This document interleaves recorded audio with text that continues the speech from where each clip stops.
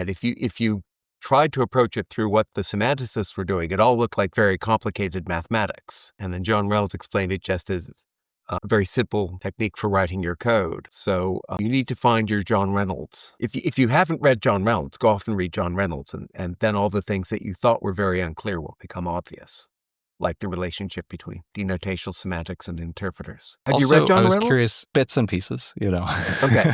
But so another thing that I was curious was, so you read Eugenio Moji's paper and you went off to see him. And it wasn't until you actually met him and talked with him that you kind of developed these ideas. What was your kind of idea from reading the paper, and I'm kind of interested in, like, what comes out of talking to people? What came out of that particular conversation that you didn't get through just reading and writing?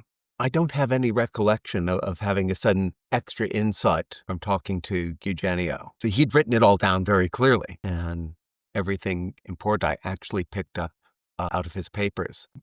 My main Eugenio story is actually from a few years later. I'd written some of the papers on monads, and I was trying to explain them to so there was a working group for functional programmers, working group 2.8, which still exists.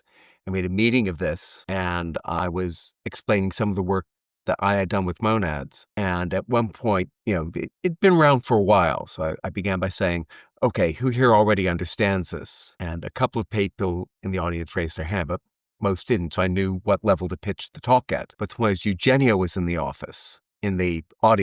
And I said, who here understands monads? And he sort of half raised his hand like this.